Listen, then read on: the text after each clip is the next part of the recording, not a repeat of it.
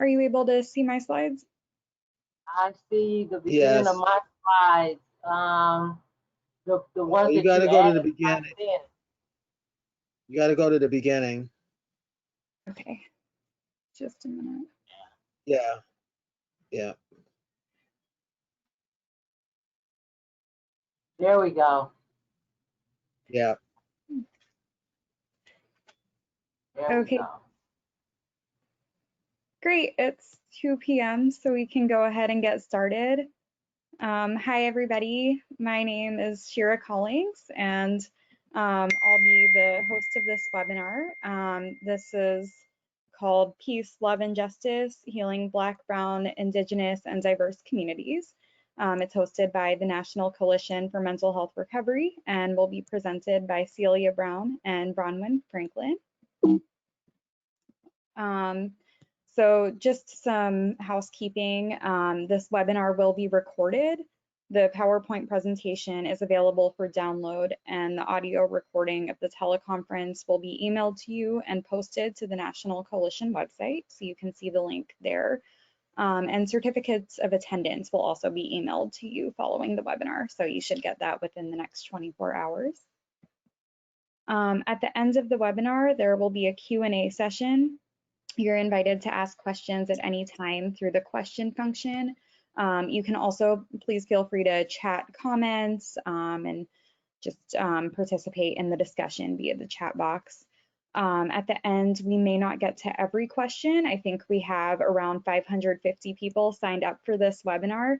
So unfortunately, we may not have time for every question, but we will provide the contact information of the presenters and Surviving Race.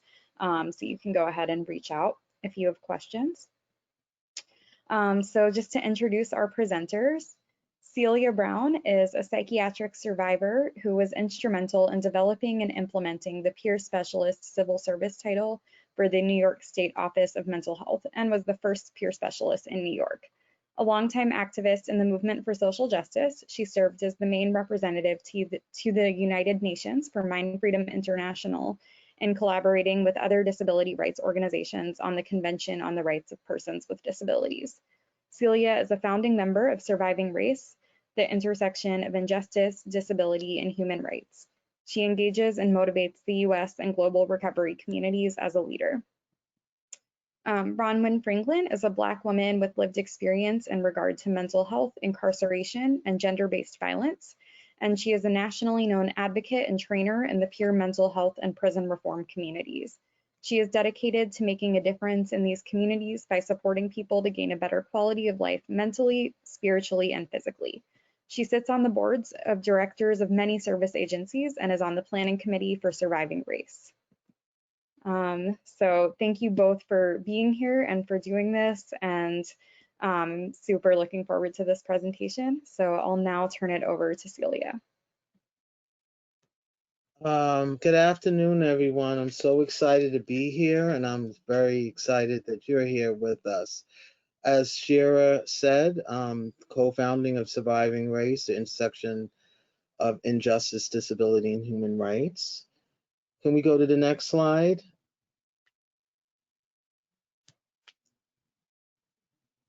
Okay, and throughout this presentation, for me and Broadwin, we have a lot of great artwork that we display on our Surviving Race page, and that Jen Patrone, who's a part of our planning team for Surviving Race, creates these wonderful images for us every day, every morning. Next slide. And here is something that I have the t-shirt on. I don't know if you can see it. Show it. It's Peace, Heal, and Love. The Soul Remembers. Let's please stand together. So we have it. We have a t-shirt store where people can purchase t-shirts and bags and different items, and all of the proceeds go to Surviving Race. Next slide. So this mission, we came together in 2014 and I'll talk a little bit about what happened later in the presentation. But we came together because at that time there were a lot of police killings of African American men and women, and we came together as a movement, and we created this mission statement, and I'll just read it for you. Create and support local and national psychiatric survivor and human rights movements that are creating opportunities for involvement in anti-racist activities that expose and eliminate police killings, police brutality, and mass incarceration generally, and specifically as they relate to psychiatry and mental health. We aim to shut down the pipelines that funnel people, and disproportionately people of color, starting in preschool, directly into the foster care systems, mass incarceration, and psychiatric confinement. Next slide.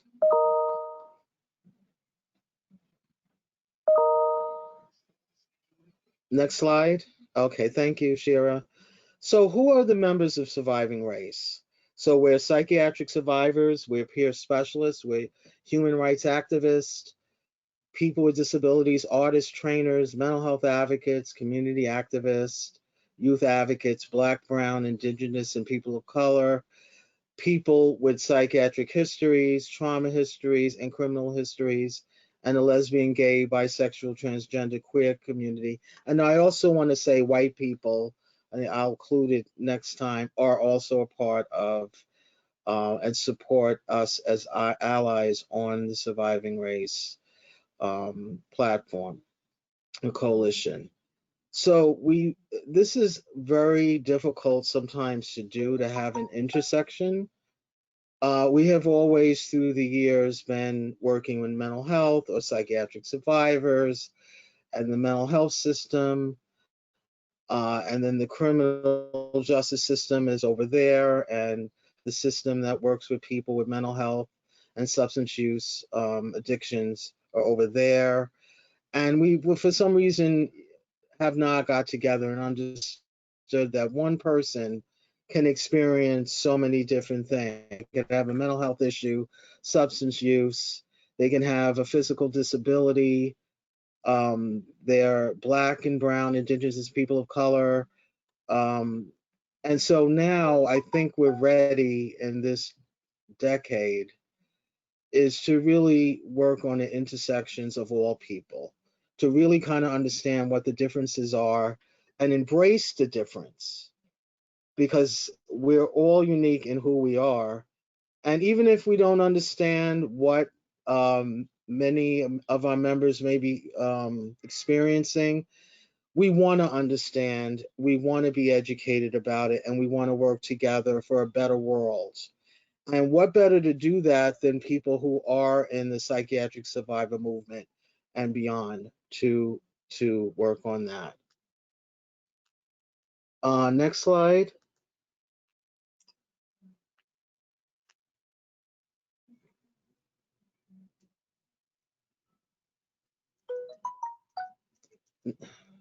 Okay, thank you. So during the pandemic, no, the slide before. Okay, thank you. No, the next one, sorry. No, before this one. Okay, thank you. I just wanted you to see these visuals. So in March 19th of 2020, this is the time that we were all experiencing the pandemic, the coronavirus. Surviving Race decided, let's create Surviving Race Community Care Peer Supports Network so that people who are, staying home can have some services in terms of classes and dialogues and some programming.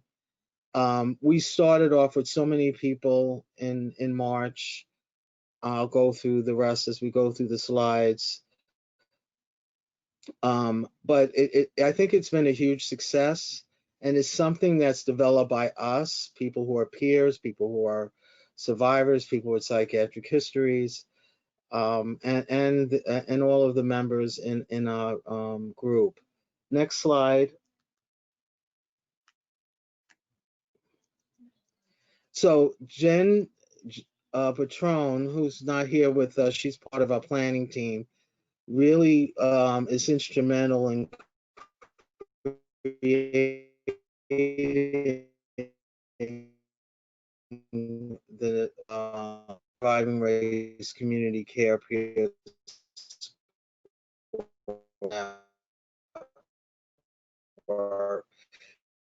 You'll see there our website of our different classes that we offer.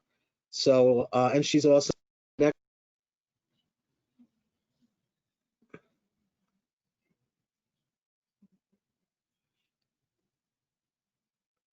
Hi, next slide, Shira.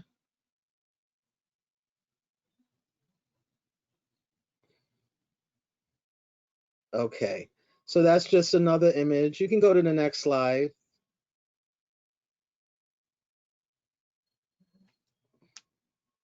Okay, so we started off, we were planning in February 19th of 20, and we really didn't get off the ground until March 19th.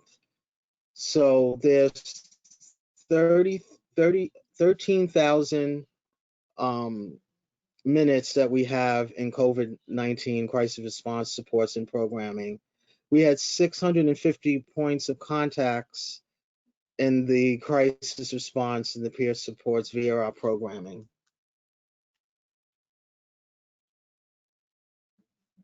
Next slide.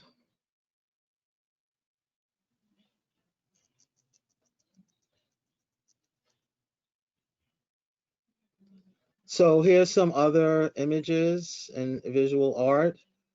On June 21st, I should let you know that Broadwin is a minister, and we had June 21st, 7 p.m. Eastern.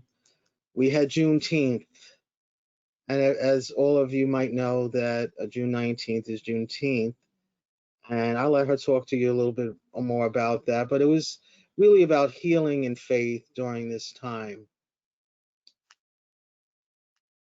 Next slide. So here we have the new normal. We eat, we sleep, and we breathe. I know all of you can identify with that. Next slide.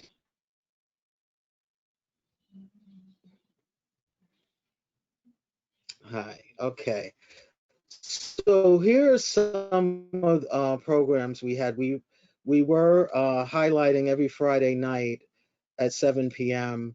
Activism, and I would like to acknowledge Lauren Tenney and Rebecca Edens for facilitating that. And just to let you know, all of our programming is for an hour, and sometimes they're for an hour and a half, but they're meaningful within that hour or an hour and a half.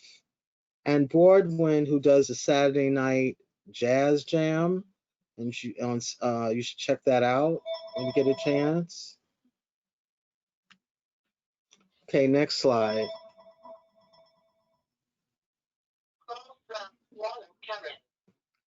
So here's some of the, here's one of our programs. It's called Actionable Attitude, and it's done on Thursdays at 2 p.m. Eastern with Robert Tedesco. And basically it's about talking about positive thoughts, but actually trying to put into action. He has a whole curriculum he does. We're very, very fortunate to have him with us. He is a psychologist by trade, I believe, and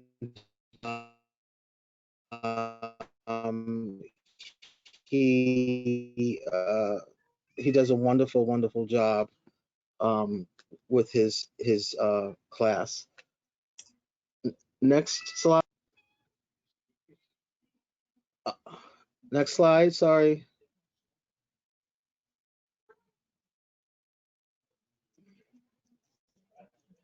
Okay, and this is just a wonderful, another beautiful image that with Broadwind, and Jen is also on there for Friday and Saturday night jams. So you should check that out. Next slide.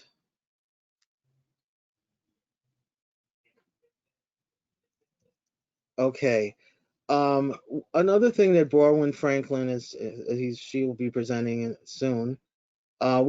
She does a call to balance, which is 8 p.m. Eastern on Thursdays, and focuses on, created this um, uh, class to talk about how to use the 8 dimensions of as a way to balance you in self-care. So it's really great. We need more people to come to that group. Next slide.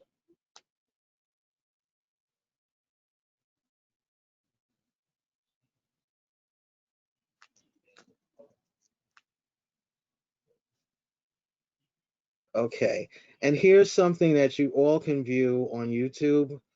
Um, let me see when it was, April 28th. Myself and Tina Brooks and Cheryl Sharp did a recording. We did a webinar on women, power, and trauma. You can view this recording anytime. I'm very proud of that.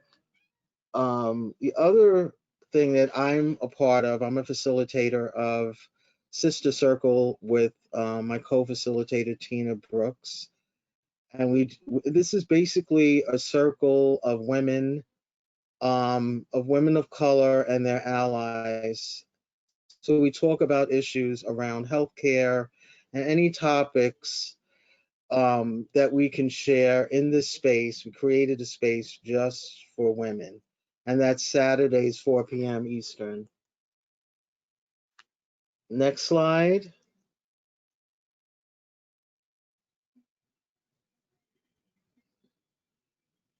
And here again is Tina Brooks. You'll see her in the picture with me, co-hosting and facilitating a sister circle for surviving race. Next slide.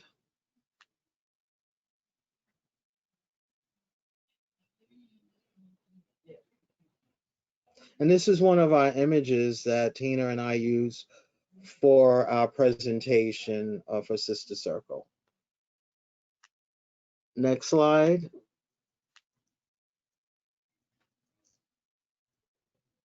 Okay, and that's just another visual. You can go to the next one.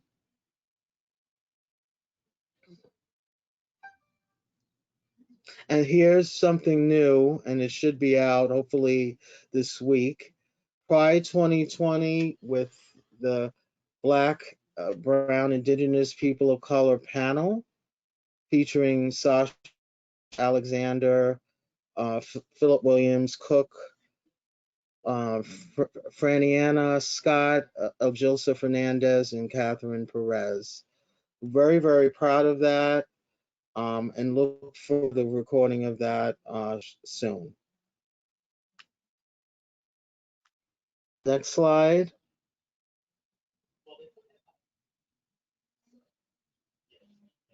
Okay, and this is just other wonderful artwork.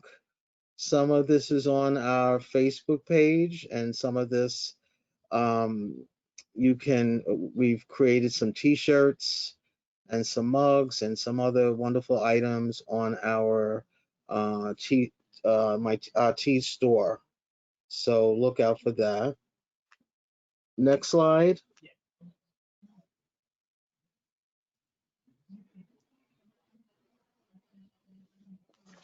And this is my dear friends and colleagues, Jonathan Edwards and Ivana Bond.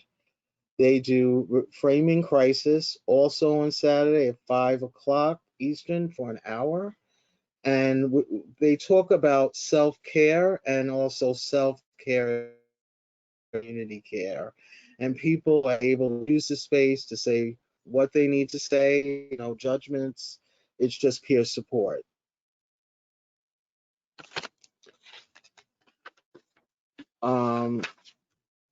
So can we go to the next slide?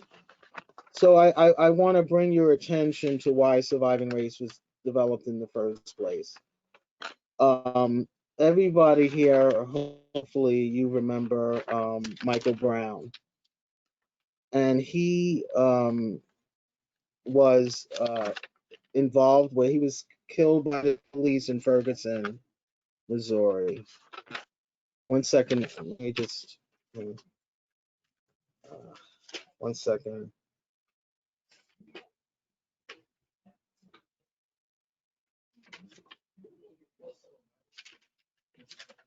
I have stuff written down because I don't want to forget everything.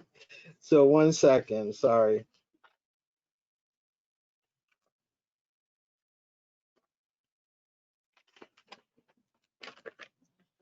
Okay, so on August 9th, 2014, Michael Brown Jr., who's 18 years old, he's a black man, he was fatally shot by a 28-year-old white police officer named Darren Wilson in the city of Ferguson, Missouri. His Michael Brown's friend, Denon Johnson, they both were confronted. They were in a car. The policeman grabbed Michael Brown and confronted him, had him come out of the car. He started running and he got shot multiple times. As you know, the grand jury was brought into this case, as well as the FBI, and they found no evidence. Although this was videotaped and everything, they found no evidence to charge the police officer. And that's when Surviving Race was born. We felt like this has to stop, and for us as a consumer survivor peer movement, we are the ones that could make some change into this. And plus, I'm a mother of a 24-year-old African American man.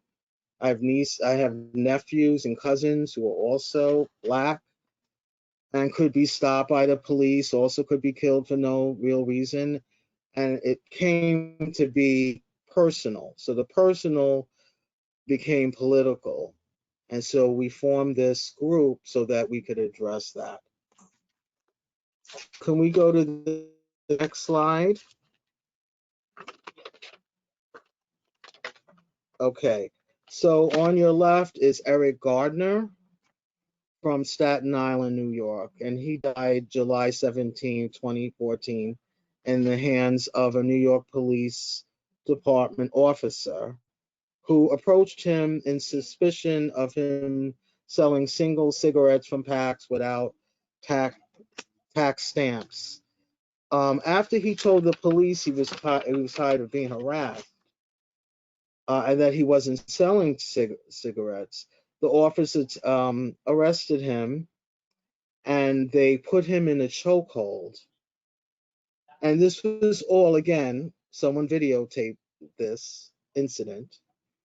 And he repeated, "I can't breathe." So he's the first one that came up with that.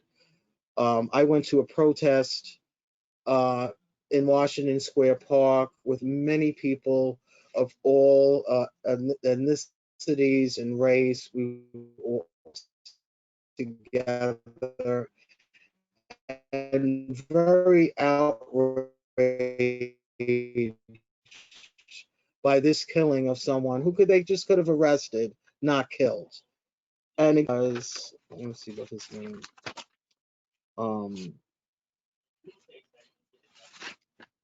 Pantaleno, Daniel Pantaleno. He also went to a grand jury and they decided not to indict him on Eric Gardner's case. So from there was a lot of public protests during that time, as well as you know, today. The last one I want to talk to that really she touches my heart, and there's many, all of the police killings of black men and black women touch my heart. But I wanted everyone to remember um, Deborah Danner. Let me just 1 second. Sorry, let me just find. Let me give you the correct. Um, so Deborah Danner was 66 years old when she died, and who was fatally shot by the New York City Police Department Sergeant Hugh Berry. And so on October 18, 2016, a neighbor called because they were hearing noises and knew her and said she had erratic behavior. So they called 911. And according to the police, she was armed with first a pair of scissors, and then she put that down and later picked up a baseball bat where Sergeant Barry then shot her multiple times.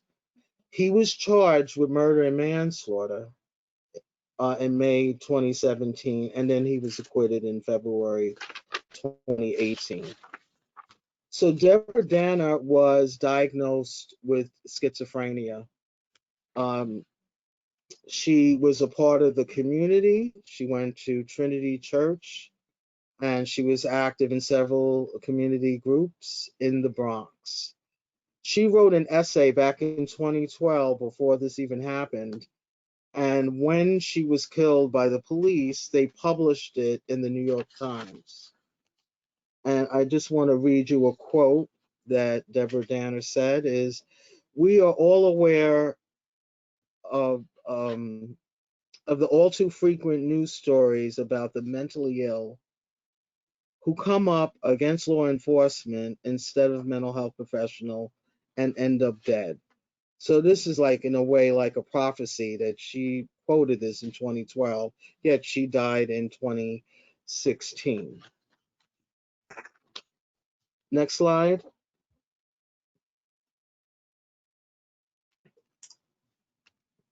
And this slide is significant. We've had this on Surviving Race. We wanted to put a collage of what happened with her, and also because people that have a mental illness are thought to not be human and not have a life, not be in recovery. And here she is. She's a former production control analyst at March and Mullane Company. She's a former supervisor, payroll operations at Columbia University.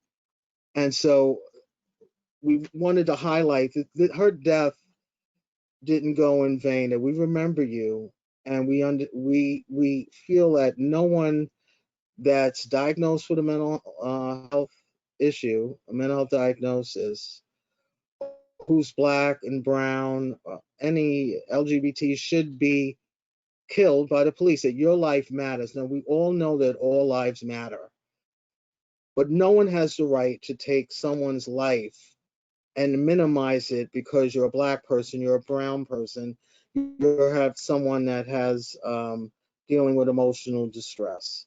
That is not the job of the police, and they need to be held accountable for all of it.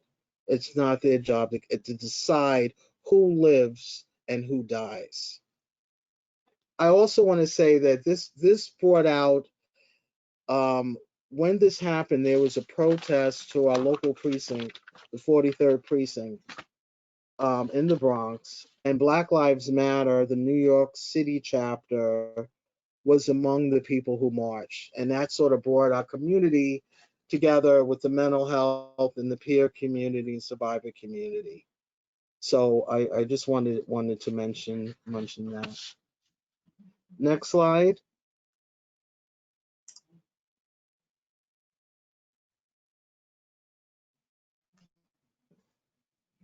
And here we are again, and I know that Barwin will be talking more about this, George Floyd. Here we are again.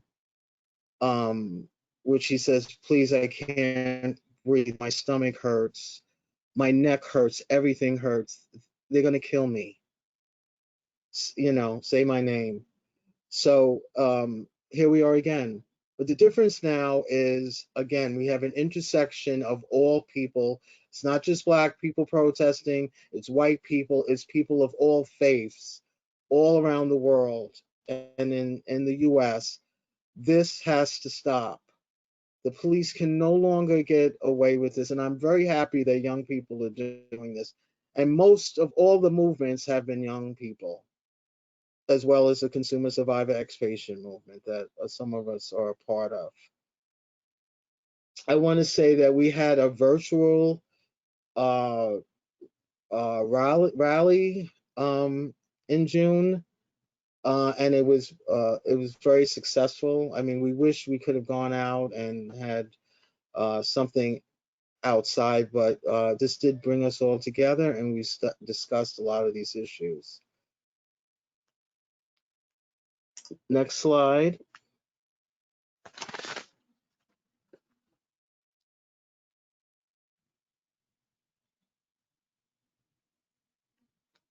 Okay, and this is something that Surviving Race members created during this time. We met on conference calls, we did emails, and we came up with 5 of these. I'll just read some of them. So 5 ideas, because our idea was to stop calling to police and for people who have psychiatric histories and find alternatives. So call a friend. One is stop calling 911 for supposed psychiatric mental health reasons. So call a friend, call a family member, community or religious organization, a support line or a trauma-informed alternative. 2, stop psychiatric profiling. We must eliminate support for damaging and ineffective practices of psychiatric profiling, not justify or expand them. A person's actual or perceived history of psychiatric diagnosis, treatment, or institutionalization is often used to justify police killing or brutality.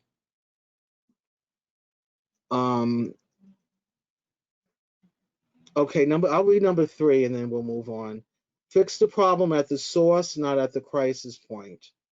So we're not advocating the use of psychiatry. If people are reaching out to organizations, the organization ought to be available 24 hours a day for the people it serves. Mental health and psychiatric organizations need to make the paradigm shift and stop instructing people to call the police when they're not available. And this is what causes some of these incidents, that we give so much power to the police that they can handle anything. They could be mental health professionals and peer supporters, and they should just do everything. But this is not the public's fault. This is what we've been conditioned to do. In case of an emergency, call 911. It's on all our voicemails. And now we have to change that. That's one little step of change. We have to educate our neighbors and our family members and our church and religious organizations that here are resources if you have a loved one in crisis. Here's where you can go before you call the police or 911. Next slide.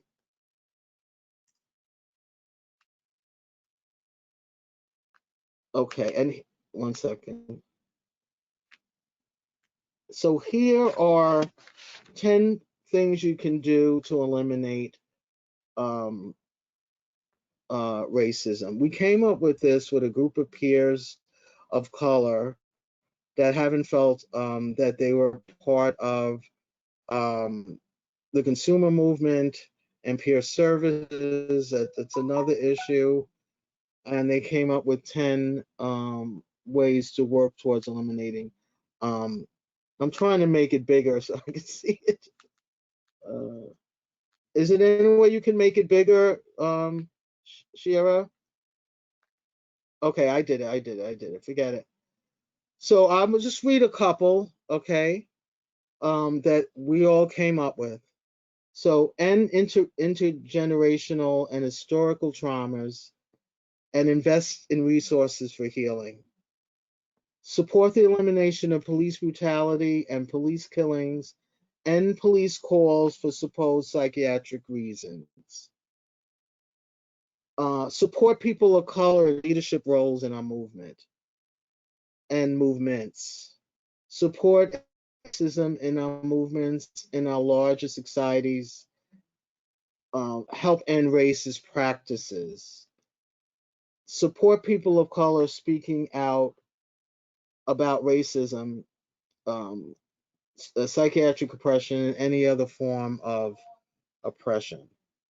And I just want to say that since this has happened with George Floyd and many other police killings of Black and Brown people, we as a mental health and peer community need to come together and work together to be anti-racist and to create anti-racist activities. So for me, who's always been a part of peer-run services historically, we always were working together for recovery. We're all working on recovery and peer support and trying to undo things that have happened to us within the mental health system.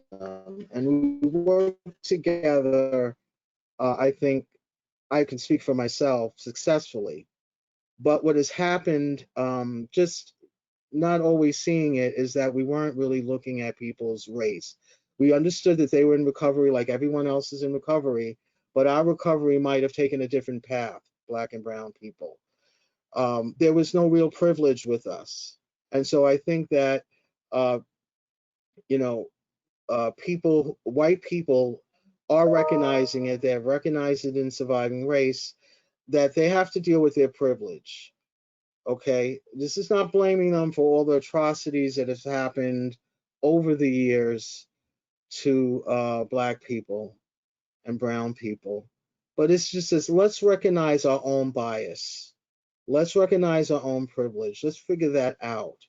It can no longer be in the backs that people of color are going to be doing this cultural competency training, which we've had and have had some merits to it.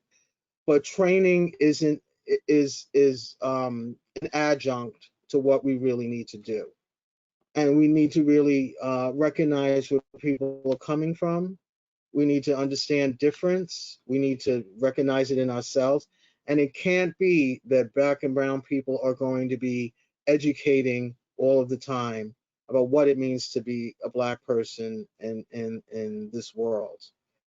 It has to be, you look for these resources to help educate yourself. We've been through much, and I feel like I've been through so much.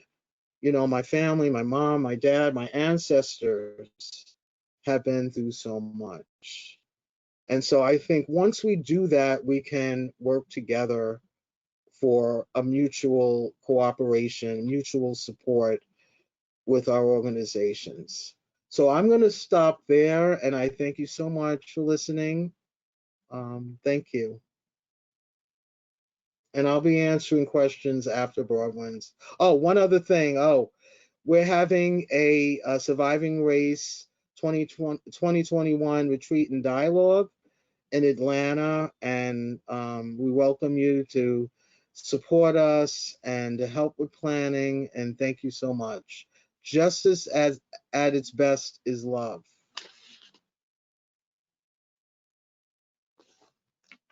Thank you, Celia. Good afternoon, everybody. My name is Brown Franklin. I just like to welcome everybody, and I thank you for being here. I'm going to take you through a timeline of events, kind of piggybacking on a lot of what Celia has said. There has been a lot of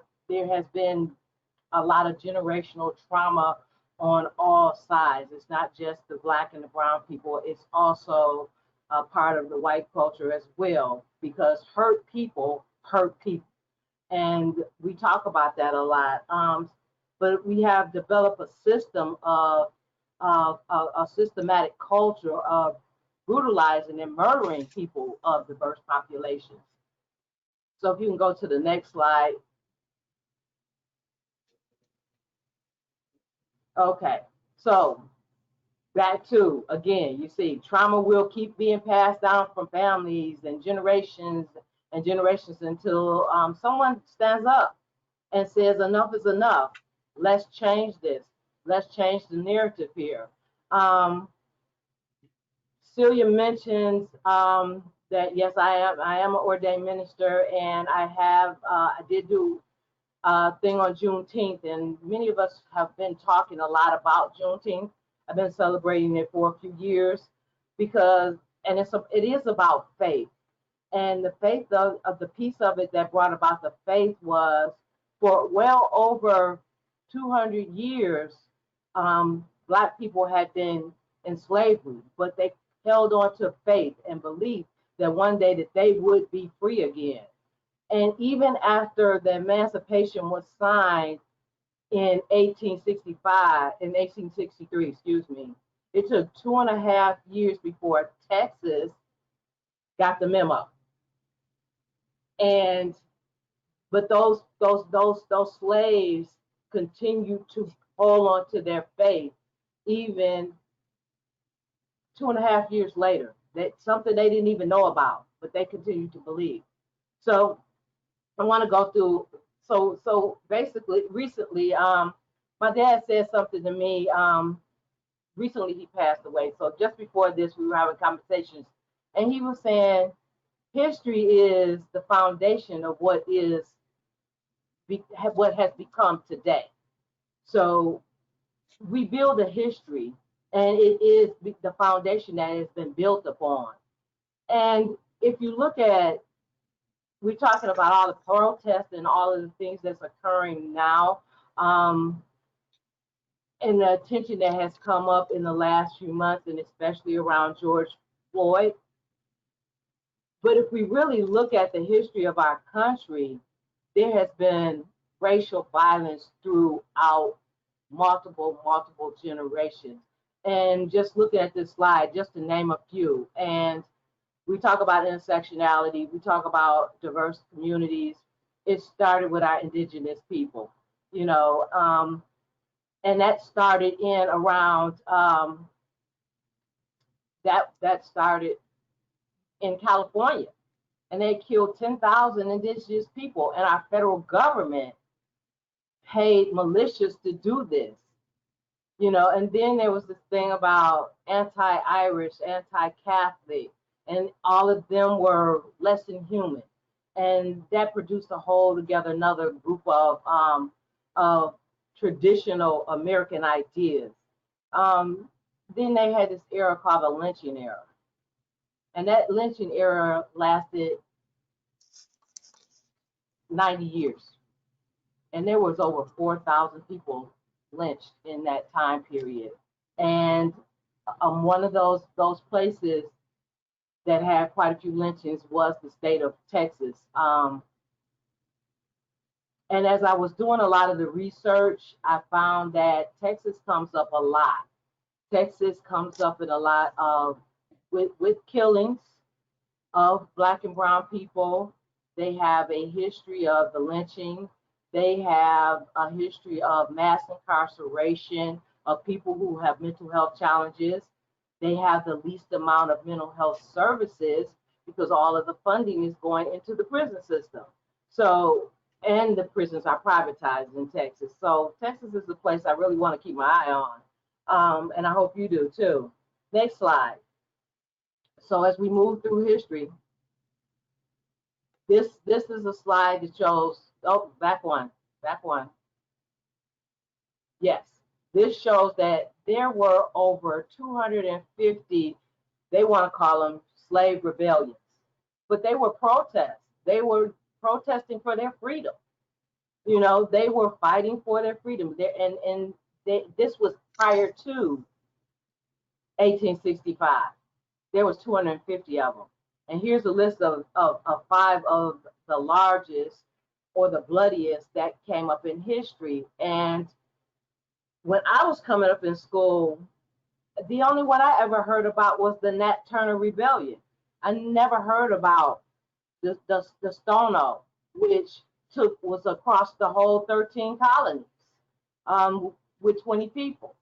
Then you had a big one that was in New York, which was around another 23 people, which was supposed to be a conspiracy with priests. And then you had the German coast, which was in New Orleans, which was 40 miles north of New Orleans, which it took 300 slaves to try to overtake certain areas of New Orleans, which quite a few of them, they arrested 50, 20 was killed, and they executed later on after they caught them another 100. And then you have the Nat Turner, which many of us know about Nat Turner. And once they did finally capture him, it went from August 22nd to October 30th. Once they finally caught him, he was not only was he murdered, he was skinned, and his body parts was distributed as souvenirs. You know, who does that? But this is the history that we have been founded on. So can I get the next slide, please? So here's more protests. In 1919, they called it the Red Summer.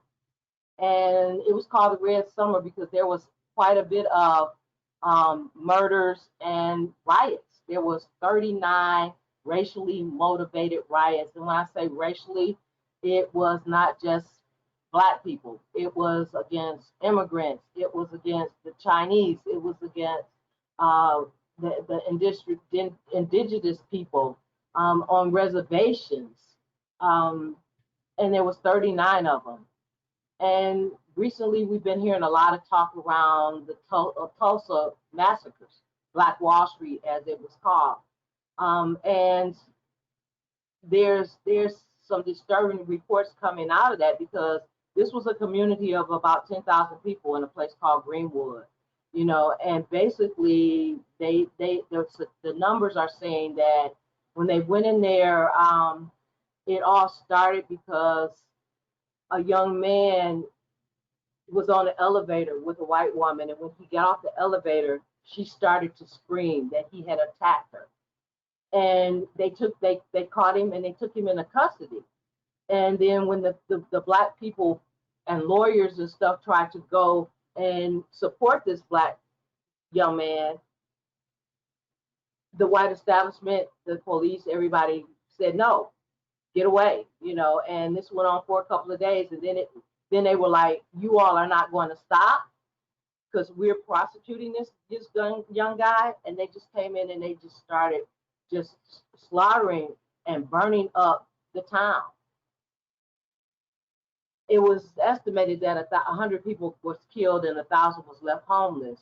However, history is starting to show that they have started to do some, because the city was never rebuilt, they have started taking ground penetrating radar, and they found at least 3 mass graves of human bodies. So the body total was probably more than 100 people. Then you look at the Long House Summer, 1967, and I remember 67 riots here in Detroit. I had no clue that there was 159 riots throughout this country in that summer. In that one summer between June and August, 159 cities were rioting. And I remember here in Detroit, it was so bad that as a 5-year-old child, I could not go outside to play because the troops were in front of our apartment building. You know, how scary is that? And you could see the night skies was just, everything was ablaze. Because again, some white officers had killed some Black men they were at a party. And when they came in, they round them all up. And then they systematically started shooting them. And if you watch, there's a movie out called Detroit. And it's around the 1967 riots. And this continued on and on and on. Then you got Wounded Knee, which was a reservation. And they were protesting the harsh living conditions that they were living in, that our federal government had them in. And the FBI came in and seized the place and kept everybody hostage for almost 4 months. And out of that siege, 2 indigenous people and a federal officer was killed. So racial motivated protest has not just started in the last 20, 30, 50 years. It is a part of our history, and we as people have not recognized that some of these protests has come out of oppression, and it has come out of the lack of having been nurtured and loved in our communities. We've been isolated into these communities and stripped of much needed resources. The resources are not there. And Celia talked about it. We need to start bringing in more resources of healing. When you look at the developmental preposition of aggression and love, we like to also link that behavior to social environments. But then if you put everybody in housing complexes because and create overcrowding, that creates a whole nother systematic oppression. So we lack adequate housing. And when you look at systematic aggression, again, it's been slavery, Jim Crow, now it's mass incarceration. And it's always people of color, people of diverse populations, and people who have mental health challenges. We are the ones that are feeling this. So can we see the next slide? So here's a list that kind of goes over probably an average of 60 years of different individuals along the way who have been killed by the police, and it's been some sort of racial connotation behind it. And Deborah Danner is on the list here, who is someone that Celia talked about. But then there's also Tanisha Anderson, who the police was called because she was having a mental health crisis. And she was a 37-year-old person who was tased and tackled to the ground, and then she hit her head on the ground and she later died from those injuries. No one was ever prosecuted or held accountable. Then you got Eleanor Bumpkins, whose story is similar to Miss Dander. She was in her apartment. They were trying to evict her for not paying less than $500 of rent, and she was killed by the police. She was having a mental health crisis. So it goes on and on and on and on. There's just so many names here. Tamir Rice. He was a 12-year-old child playing in a playground with a toy gun, who the police immediately got out of the car and started shooting. A 12-year-old can't play in a park, but he was black. Can we have the next slide, please? So again, if you look at this picture on the left, this picture is over 55 years old. This is how long we have been asking for the police to stop killing in the Black communities. And then if you look at the picture on the right, according to the Mapping Police Violence, and it's an actual website that has been mapping this since 2015. And then there's also MIT Education. They have a database called The Counties. And they actually have been tracking the demographics of the police shooting. And both databases estimate that there are 1,000 fatal shootings by the police a year since 2015.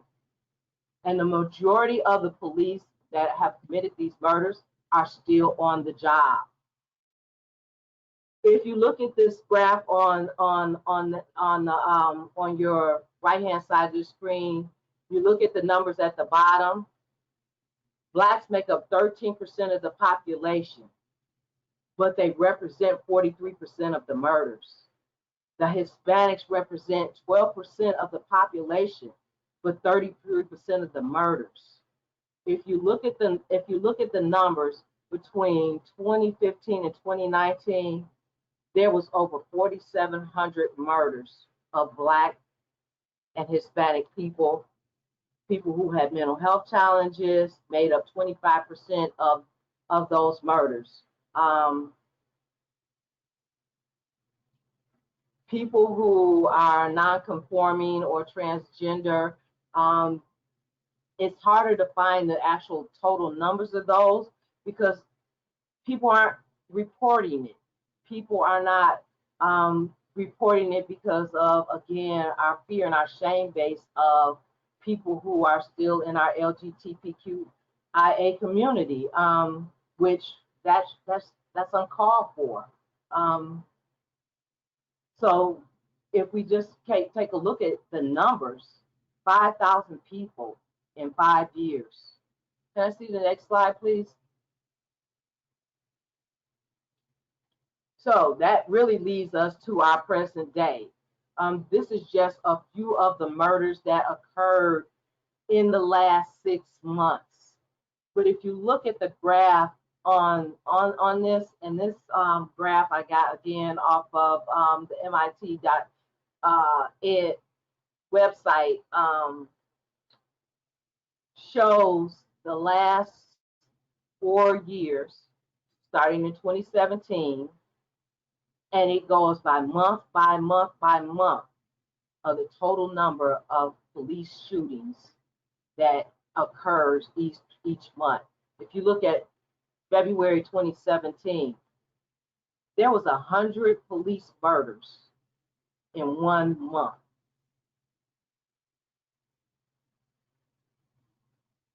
In March of 2018, there was 110. And just December of 2019, just 7 months ago, there was 108 police murders.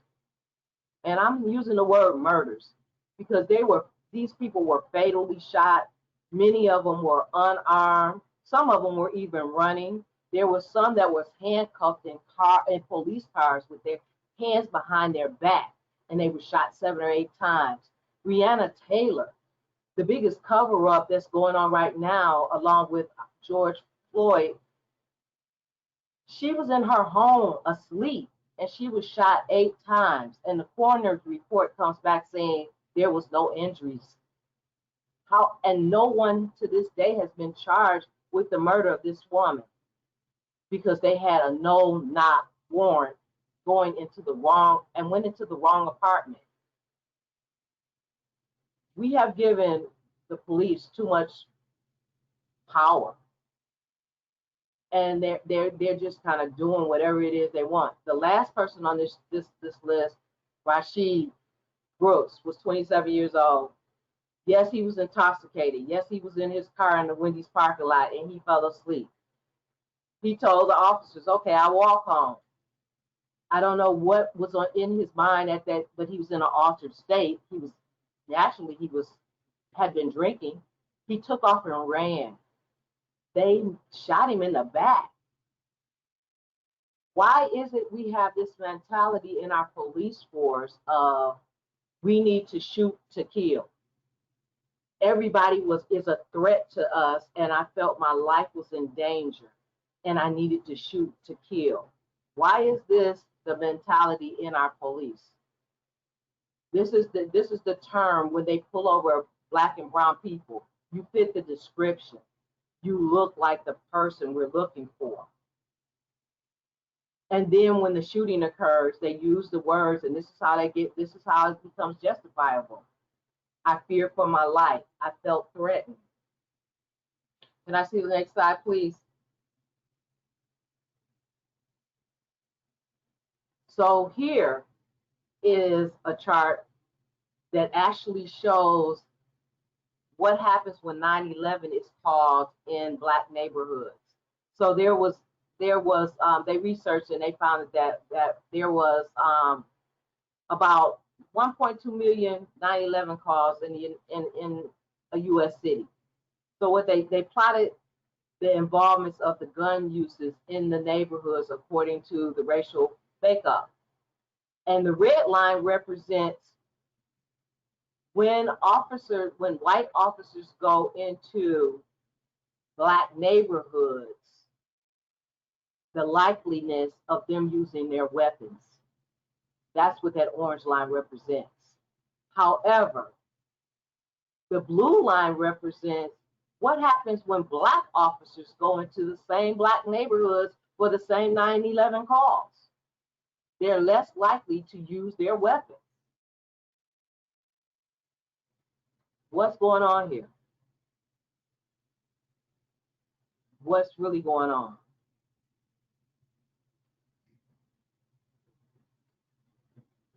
Let's look at the next slide.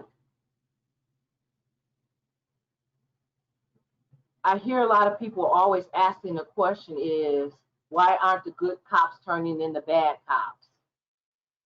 Here's 6 examples of why the good cops are not turning in the bad cops. Because they fear losing their jobs and they fear losing their pension.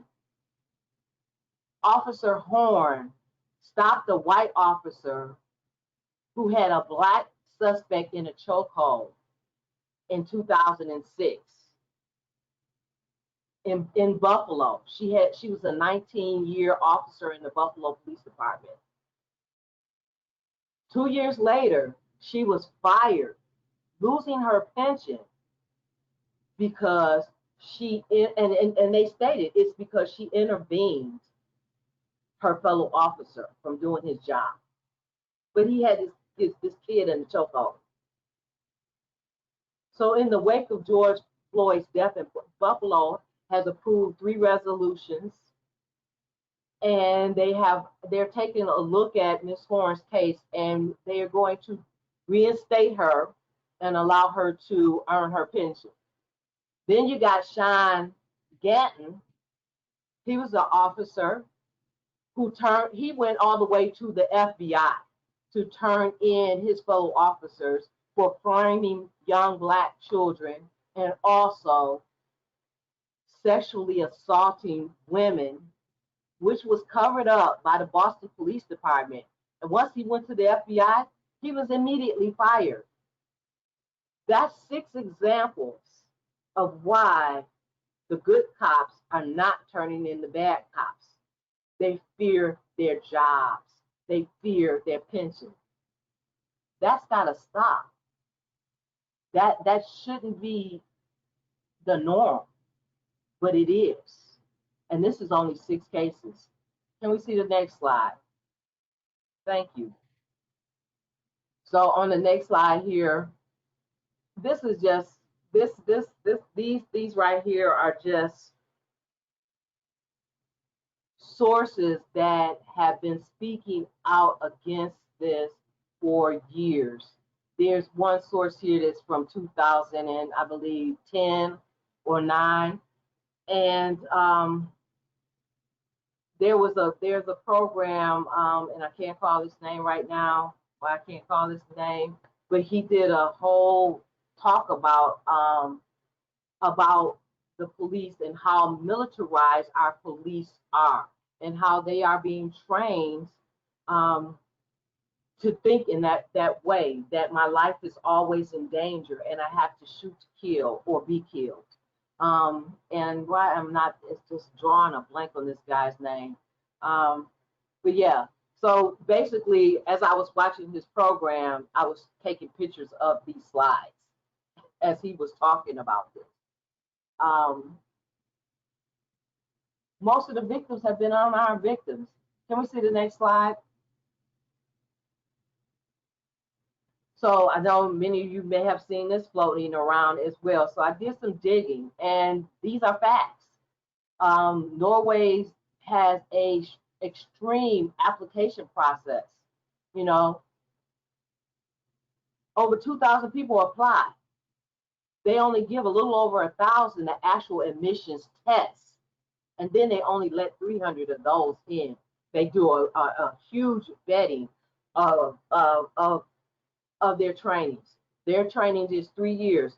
1 year is classroom training, 1 year is on the street, and then 1 year is coming back into the classroom. They have to take psychology classes and human resource type, human service type classes. Same thing with Finland. They only take in about 400 people a year, and they take 2.5 years of training. Here in the United States, we only require 12 to 14 weeks of training. Maybe some college courses are required, just maybe, but basically a high school diploma is all you really need. That adds up to 672 hours of basic training for the average police officers. Our doctors, our nurses, our teachers, our human service workers are required more training than our police officers. Our peer support specialists in some states are required to have at least 80 hours of training and then have 25 hours of continuing education credits every 2 years. Peer supports are trained better than the police department. So recently there was a step in the right direction. I'm not sure how many of you are familiar with the House Bill 7120, which is the George Floyd Justice and Police Act of 2020. Well, last week on June 25th, it passed the House of Representatives with no objections. This bill addresses a wide range of policies and issues regarding policing practices and law enforcement accountability. It includes measures to increase the accountabilities of law enforcement misconduct, to enhance transparency and data collection, to eliminate the discriminating police practicing. So back to what Celia was talking about. Stop the psychiatric profiling. Stop all profiling. Stop the Black profiling, the youth profiling. Stop profiling us, because we're human beings. Okay, so it's supposed to address that. The bill is to facilitate federal enforcement of the constitutional violations of excessive use of force, and it's supposed to be on state levels and local levels of enforcement. Among other things, it does the following. It's going to lower the criminal intent standard from being willfully knowing or reckless to be able to convict law enforcement officers of misconduct in federal prosecutions. So no longer can you say, I fear for my life or I felt threatened. That's not going to cut it. You know, if this bill, it has still got to go through the Senate, and we still have to have our president sign it, but it has passed the House. I think this is a start. I think there's more there's more needed for this. Can we do the next slide? Again, we're talking about education. I think we need better education of our police officers and more college classes around criminal justice, around psychology, around human services. They need to be national certification exam. Everybody's taking the same classes. Everybody's learning the same way to treat other human beings. You know, mandatory licensing to be a state employee. CEUs every 2 years. Somebody needs to be able to keep track of this use of force and de-escalation. Okay? You know, we need to be able to hold them accountable. This is what I see. This is what I see. You know, and I also think we need to have more peer support warm lines, more peer support crisis teams, more peer support trainings and centers around our neighborhoods and in our communities, so we can stop calling 911 when there is mental health crisis. Celia said it perfectly. Stop calling the police. Call a friend. We need these places in place. There's no places in our community. You know, the funding is all going towards police and their de-escalation or whatever kind of crisis intervention training, you know, which is a huge thing. However, people are still getting murdered. We need more community community support. We need more community involvement. And I think that's what has driven the rate of police killings down in the month of June, because we got all these protests. Because the community is stepping up and saying enough is enough, you know. And as I look at it, and as I think about it, and I'm thinking about the funding sources and how they go in demographics, here's the tale of two cities. I want to look at two cities that I'm very familiar with, Detroit, Michigan, and Portland, Oregon. Total different demographics. Portland is high middle class, white tech society. Detroit is more blue collar rooted background, more blacks. So when the COVID-19 came up, every school in Portland made sure that every family had a Chromebook in the Portland school system. Most of Oregon, a lot of them, because I sat on a lot of committees.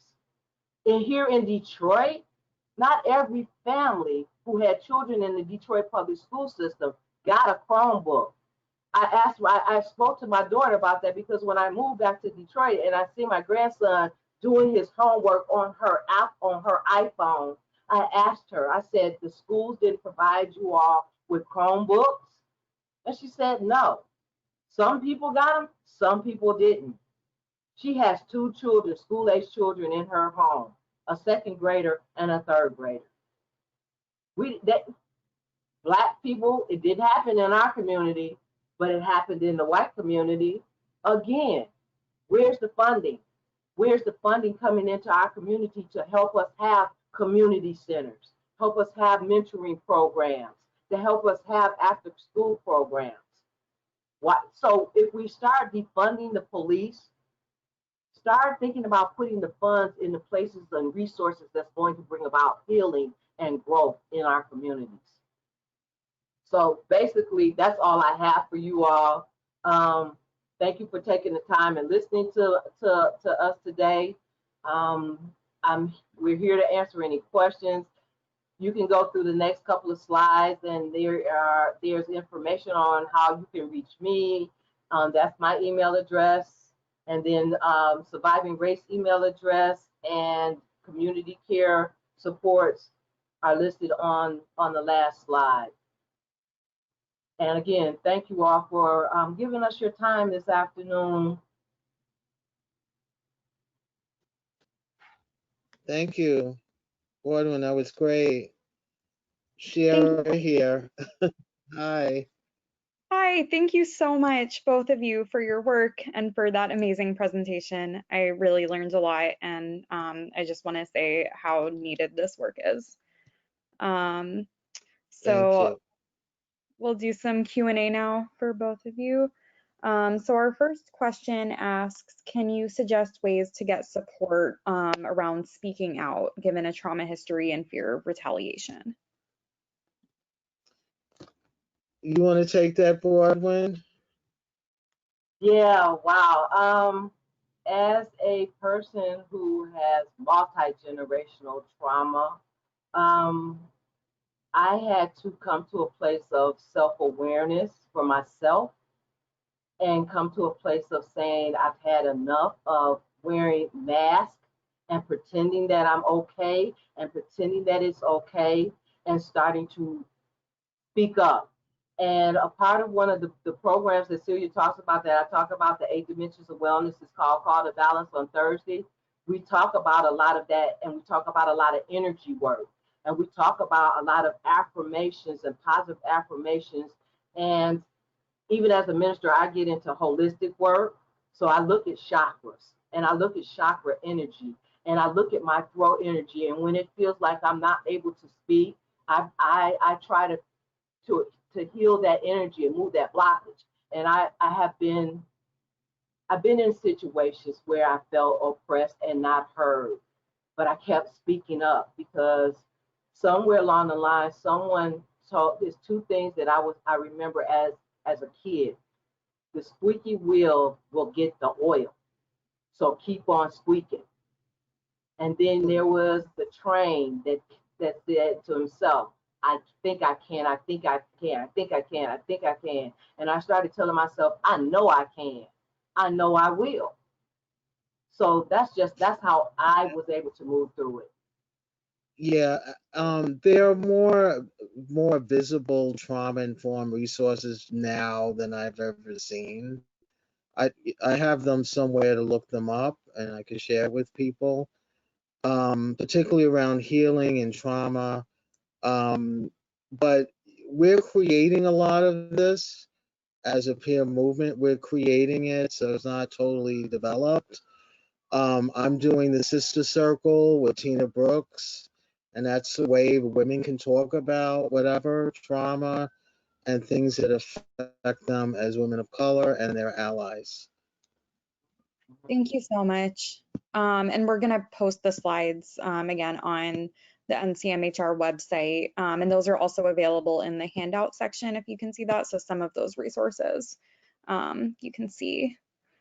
So our next question says, Kingian nonviolence shares a lot of values with the peer support movement, but I often hear that living in nonviolence requires privilege to live fully.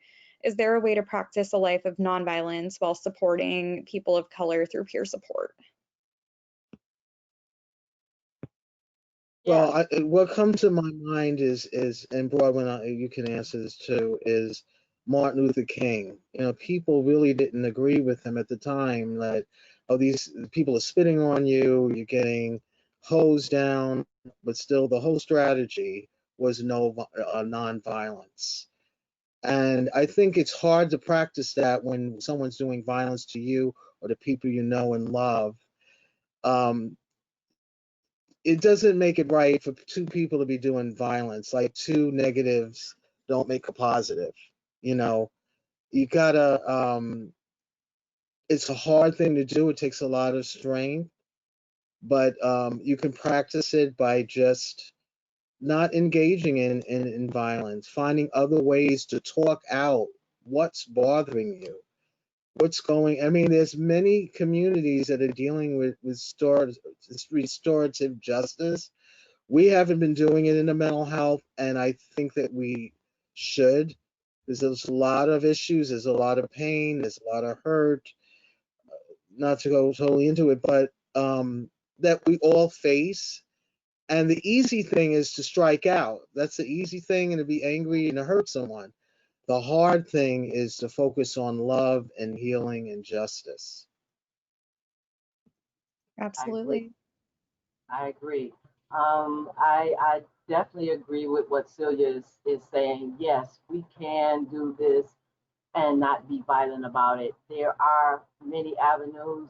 Sometimes we have to dig deep and find those avenues and those resources. And me personally, I'm a person who will um, write letters, and I'll write letters right on up the chain until my voice is, I think, it's heard. It may not change, and that's like the slide that I said. The trauma goes on and on and on until somebody stands up and faces it. But my words and my writing will continue to go forth. Um, we have a lot of different avenues, a lot of different places, such as some of the videos and many of the videos that Surviving Race is putting out. It's giving people a platform to talk about some of the pain, some of the trauma, some of the injustices that have occurred to all types of people. And then they're being posted on YouTube, and so there's definitely a way of getting the message out there without the violence. Thanks. Thank you. Our next question asks about cops using the fear for their lives excuse to use deadly force on unarmed Black men. The question asks, why do you think that excuse goes over so well, and what can be done to change that culture? So Or when, uh, yeah. I think the reason why it goes over so well is because it goes back to um, the policies that's in place. It goes back to the policies that they can willfully do it. But this is, so when I read that George Floyd House bill, it speaks about that. If you say, and this is in the trainings though, and that's what I was trying to get at. The training, the guy was he showed actually showed a training, and the guy told them, you are dealing with predators, and you have to kill or be killed. So they are training officers to be this way, and the laws are so ambiguous that all they have to do is say it, and it's okay. So this House bill that's out here now is requiring more. That people are being held accountable. That just is not going to be okay anymore. You know that if you take and you hold somebody down for 8 minutes, you knew that you were going to kill them, and that they were not a threat. If you have someone in the car that's handcuffed and you kill them, you willfully knew what you were doing. But because of the way the language has been in the law, they've been able to get away with it just by saying those simple little words. And it goes poof. Thank you. Absolutely. Celia, do you have anything you want to add or? Yeah, I want to say that the system really, and this is a longer discussion, and I won't get into it now, but the police system wasn't really made to protect the Black and brown people. It really never was. So they could put some stuff in place. They have to change the culture of systematic racism in order for this to work. And they just have to chip away at it for it to stop happening, or all of us are at risk. And that's the scary part. But I mean, there are, like Bronwyn said, there is a bill with Congress, and things are changing. So I'm not going to say it's not, but it's taken this long for it to change. So I just wanted to say that. That's why I show that history, because it's their Yeah. history, and it's systematic. It's government. It's all the way to the federal government. Our lives have to matter. So Black and brown people's lives have to matter. I said before, everybody's lives matter. We know this. People with perceived or diagnosed with a disability, their lives matter. They don't have a right based on their perception or what they think that who should live and who should not. And I think really, it's so sad to say, but that's what it's come down to. They don't have a right to do that. We can be different and weird and mad and everything else, and that's okay. It's not for you to decide. Absolutely. Thank you both so much. Our next question is asking about alternatives to 911 calls. There's currently legislation in DC for a 988 number for mental health calls. And this person is asking, in your opinion, is this a better alternative or more of the same response by the authorities? I think I know a little bit about it, but I'm thinking that the 988 will be more of the same of mental health and different programs. We still have a lot to do in the mental health world. So the things that I was talking about with Stop Calling the Police is really alternatives that's not totally happening now. So this is something that we have to do as a community, just and start doing it. I talk to my neighbors, I talk to family members, um, because they don't really have the resources. They don't. So they'll be calling 988 or some other phone number. And so we have to sort of get it out there. We know that alternatives are sometimes on the back burner of traditional mental health services. So knowing that, I mean, we could try it out and see what 988 is about and what they offer. You have no problem with that. But if it's not offering what we need, then something else has to happen to live to live the life and to get the resources we need to live in our lives. So it may have to be alternatives. I agree with Celia. I have not heard a lot about the 988 number. The few things that I did hear, I had mixed feelings about it. I think we do need more, but I don't think that that's the piece. I agree a lot with what Celia said, going back to our community, putting the resources back into our community. Um, that's kind of what the basis of peer support is about. It's about having that lived experience, helping someone else, navigate the process of trying to figure out their journey, not telling them how to do it, not trying to police them and put them in all of these different boxes, but supporting them to navigate their own journey. And we do that in the community. We do that with our neighbors. We do that with our families. We do that with our brothers and sisters. We do that with our friends. So that's what I see as the alternative, again, like Celia said, instead of calling I police. wanna, what comes up in my mind is my son, Kevin, his friend is creating these t-shirts and sweatshirts that says, I ain't all right. And he wants to donate the proceeds to a mental health or suicide prevention. He's about 24. So my son said, you got to talk to my mom. You got to talk to my mom. So that's one way to sort of say, hey, here's some resources. And we know with you, they spread that around, to their friends through social media. So that's another way to get the word out too. Definitely. I think we have time for about one more question. And this one is asking, how do you think we can get change in the requirements for our police academies? And in your opinion, do you think this change will happen immediately or in this season? Go Well, ahead. You wanna? I think a lot of this is going to have to go through legislation.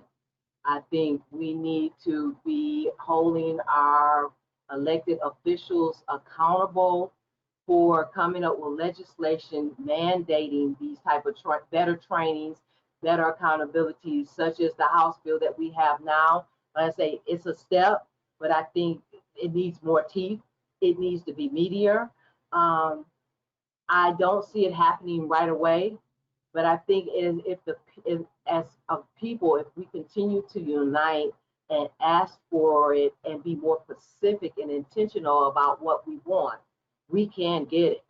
But I think we need to come together as a community and be intentional and holding accountable the people that we elect to office to mandate some of this stuff because it's needed. It's about time. We're hundreds of years past time in changing the system. Definitely. I think we have to be. I think I see some changes happening. I salute my young protesters. I'm very excited about what they're doing, and the intersection of every race. I love it, and I think that I'm looking to them for some guidance, but also I'm available for mentoring because I think that's a role that I could play. And all these different systems are very difficult to navigate. And if I could be of help helping people talk to elected officials, talk to mental health departments, I mean, it's such a wide range of strategies for young people to take on in order to get this done, because I see them as our future and us as being supporters and also mentors to them. Yeah. Cool. Thank you both so much. I really appreciate this again. And I want to thank everyone who attended this webinar. Again, we will be posting the recording as well as the PowerPoint slides on the NCMHR website. I think there were a number of you who had questions that didn't get answered or wanted to see some of the links from the PowerPoint. So please definitely look up the PowerPoint and check out those links. And yeah, thank you again. Have a great Thank rest of you. Thank you, Shira and Broadband, and thanks to all the participants. Thank you for being here. Thank you for the National Coalition for having us. Thank you. Yes, thank you, National Coalition. Yeah. Thank you. Okay.